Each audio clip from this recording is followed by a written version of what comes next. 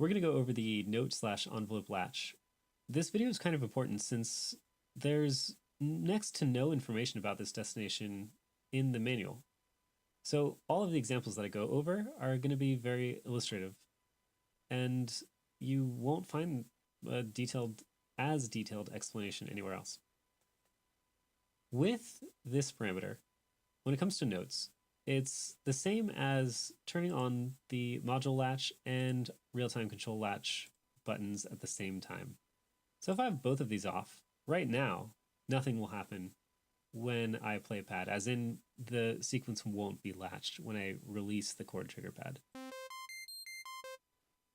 Of course, if I were to turn on one or the other, then the sequence still won't be latched. You need them both on in order to latch the sequence. Turning either off will stop the sequence.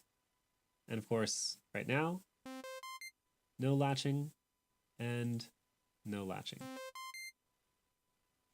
If I turn them both off though, and then I turn this on, like I said, it's kind of like turning this button and this button on at the same time. So we do get a latch sequence in that case. If both of these buttons are already on, then this parameter effectively does nothing when it comes to latching the sequence.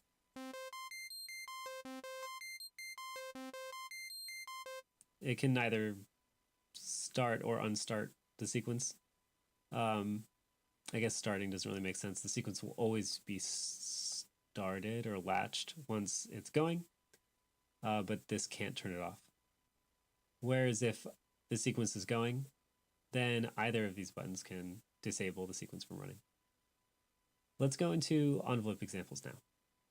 So let me just turn these off. And actually, let me go to the filter tab and turn off notes so we can really just focus on the envelopes. Let me turn on envelope 2.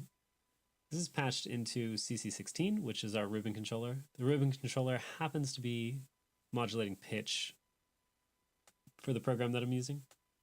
To hear what that sounds like right now, let me just go ahead and play it. So you see that the envelope is modulating pitch. Let's go into the trigger tab, and you'll see that there is no loop mode. You can really think of the latch function as the loop mode of the envelope. So the envelope itself is on loop mode start to sustain level. And if we choose the proper loop mode here in the latch section, then we can get the envelope to loop continuously. In fact, it's looping continuously right now. But if we wanted that to loop continuously, say like at note off, I would have to choose loop mode like sustain 2. Let's see actually if it does continuously loop the envelope with a note off command. It doesn't, but it will if I turn latch on, but it probably still won't since I don't have the latch in the module. But once I turn on latch in the module, of course we do get continuous looping even after the note off event. Of course we could turn these both off, and we could turn this on and get continuous looping. But here's the thing. What if I didn't have the latch mode on sustain 2? What if I just had it off? Technically, we shouldn't get any looping even if both of these parameters are on. But let's turn them both off and then use our magic dynamic MIDI destination, and we do get looping at this point. So turning this on, for the envelopes, it's as if it defaults to sustain 2.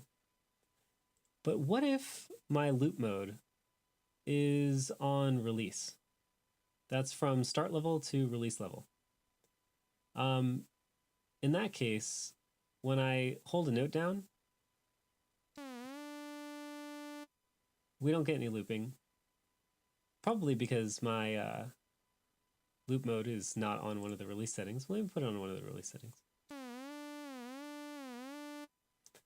Now let's try turning on this dynamic MIDI destination parameter. We actually still get looping.